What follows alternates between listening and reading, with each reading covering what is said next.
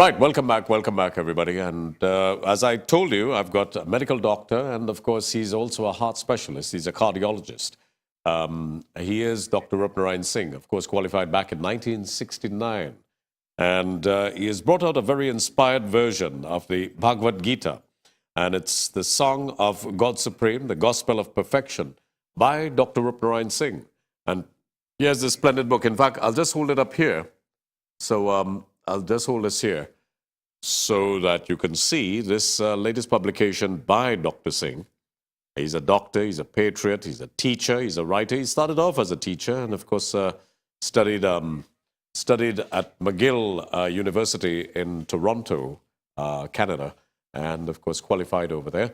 But, of course, he was inspired to write this, and he's been a very special student. He's read it several times, as a matter of fact, like myself, the Bhagavad Gita. And we're going to get into a major discussion with that this morning. And let me say hello and Sitaram, Dr. Singh, and congratulations to you. This is really splendid. Tell me a little bit about yourself before I know you want to say a special prayer, etc. Just tell me a little bit about yourself. You're a medical doctor. You're a cardiologist as well. Yes, I was born in Cunupia, Trinidad, and I became a teacher went to Osborne High School and became a teacher of the Mahasabha School. And then in 1961, I left and went to McGill University. I got a BSc honors in biochemistry and then went to medical school, 4 years. And then I decided to be a specialist another 4 years. So it's about 13 years of schooling. Right.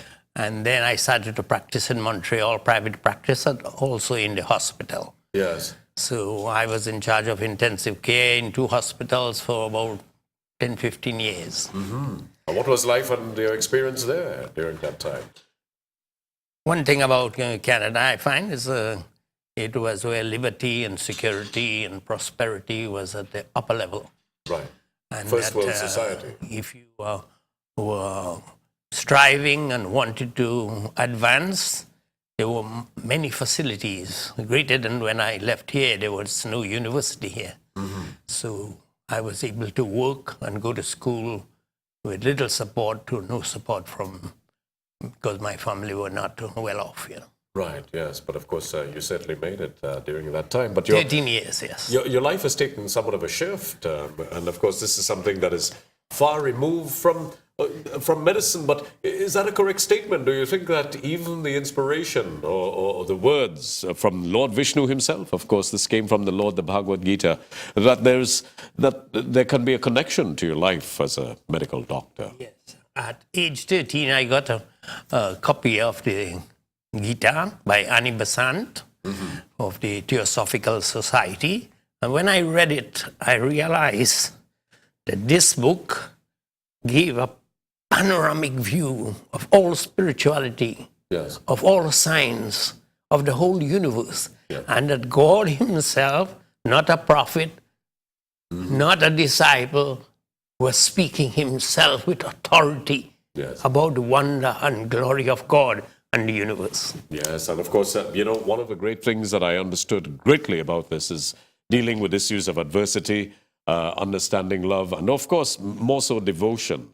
I think that the Gita certainly is indeed supreme, because these are not the words as interpreted by a prophet or by, say, Valmiki or Tulsidas. These are the very words of God himself, and Lord Vishnu, of course. Yes. But how do you see the Bhagavad Gita and its relevance today? Do you see that it is indeed relevant? Every time I read the Gita, I notice that there's something new. You learn something new. There seems to be a freshness to it at all times.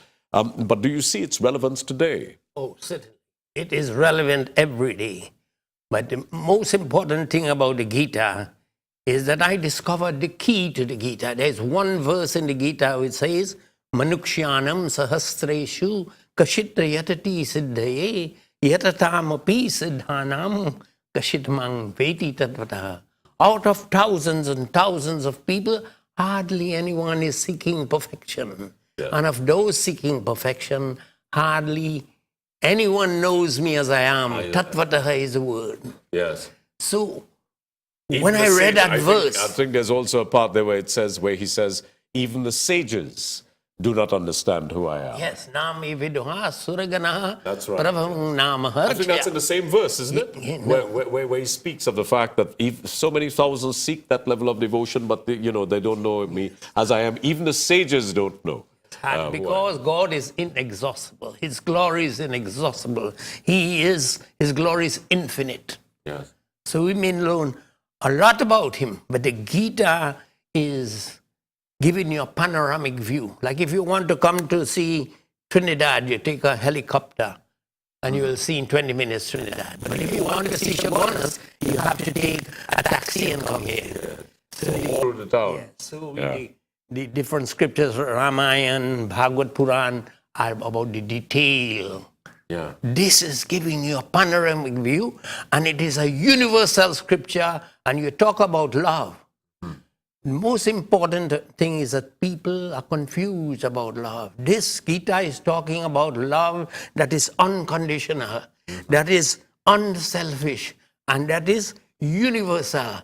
It means nobody is left out. Yes. I have created a new word in the English language. U-love. This U stands for the unconditional, unselfish, universal love.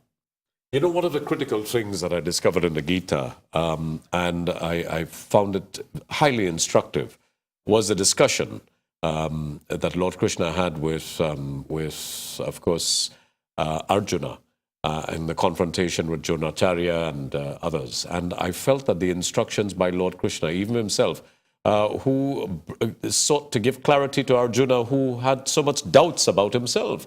He doubted himself when he was about to engage in conflict with members of his own family. He spoke of how can I attack my own kinsfolk, and he was willing to surrender his arms during that time. The instructions from Krishna was so important that in the face of family adversity, he was quite clear and very lucid on the issue of duty. Let's just elaborate on that. That's a key lesson when you're faced with adversity in any. That's good for anybody who is even in the workplace, and how you treat with your bosses and how you treat with your co-workers. That's isn't why it? I wrote this book. Yeah. That the main aim of life is to know God and discover that God is perfect, and that you must become perfect like unto God in order to understand and know Him and be with Him always. So it is a perfection of discipline, which Arjun had, perfection of knowledge, essential knowledge, and perfection of duty. Yeah.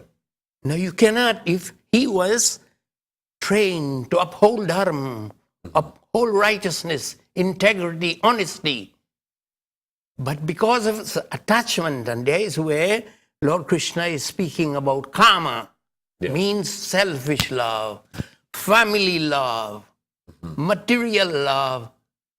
It's like a mist that obscures the truth from you. Yeah. And so he tried to persuade him that your greatest duty is to uphold dharma. That is what you are trained for. This attachment to family life and materialism Material things. is the obstacle against the path to perfection. So this is the whole Gita. But he also spoke of the fact that it would have been a sin. One of the questions that he had was that it would have been a sin in order to kill and maim members of his own family who were opposed, incidentally, to him because they were in conflict. And of course, they were fighting over property, basically. They were fighting over the principality, over the kingdom at that time.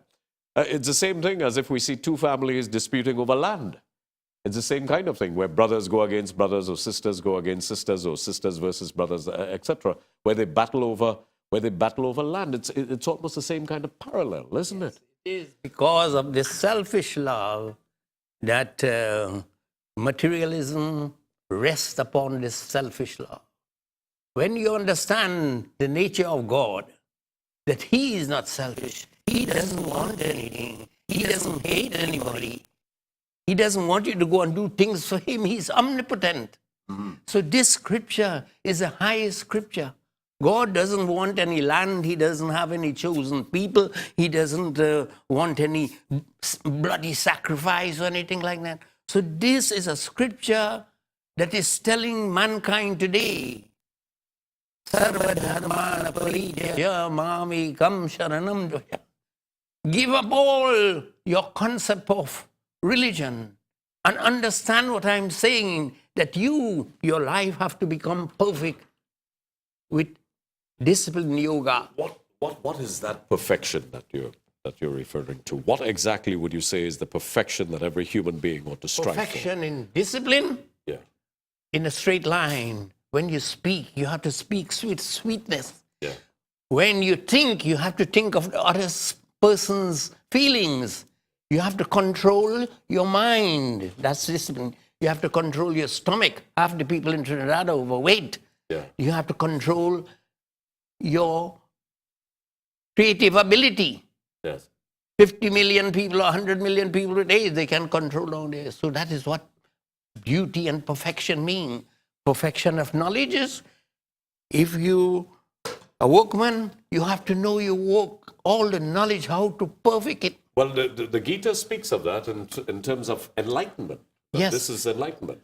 And then, besides the knowledge of material thing and your duty, you have to find the knowledge about God. Who am I? Where am I going? Is this life the only life?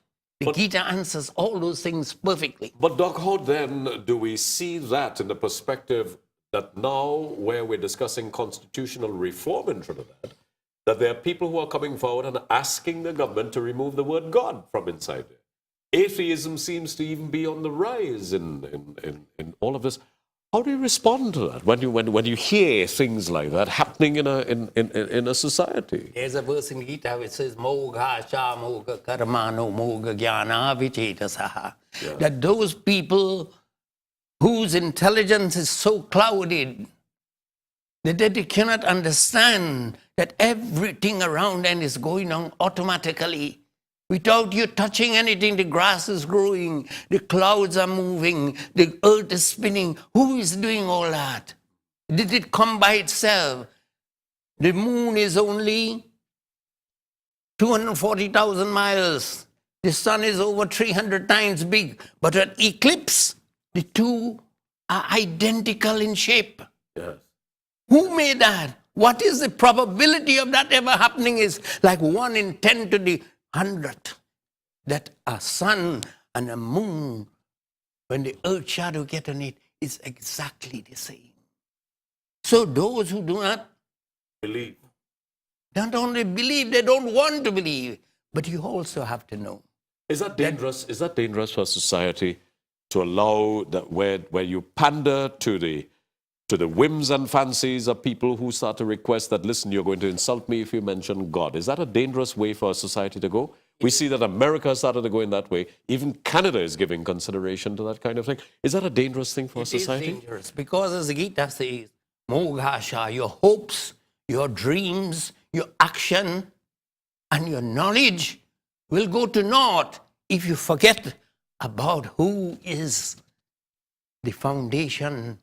What is the reality of existence? So the Gita answers that question very, very clearly. In this book here, in this publication, is it that you're also seeking to create and create greater understanding of the relevance of the Bhagavad Gita in Yes, this? I am saying that this Bhagavad Gita can unite mankind because it is about one God. There is no mention of gods in this. Because God is one. Brahma, Vishnu, Mahesh, Saraswati, Durga, Lakshmi are like the 6 faces of one diamond. And I ask all Hindus never to say that you are worshipping many gods, because there is only one God. There were many gods, you know what would happen? We would be having Star Wars, we will be all dead, or be having entertainment with a lot of fireworks. I suppose that deals with the issue of that God is represented in all things. And Swami Vivekananda spoke of that God is manifest in all things. And Well, God is not only spirit Brahman. He has no face, form, figure. He's everywhere. You can't see him, you can't touch him. But this God is not impotent. At any moment in time or space, he can appear. And so from time to time, like Lord Ram, Lord Krishna, he appears from time to time to regenerate spirituality, to bring back the memory of who you are and where you're going and what is the purpose of life and how to get supreme happiness and how to overcome the greatest enemy of man, which is called karma. Maybe I read. Sure, go ahead. Is that working? I think it is. Yes, all forward.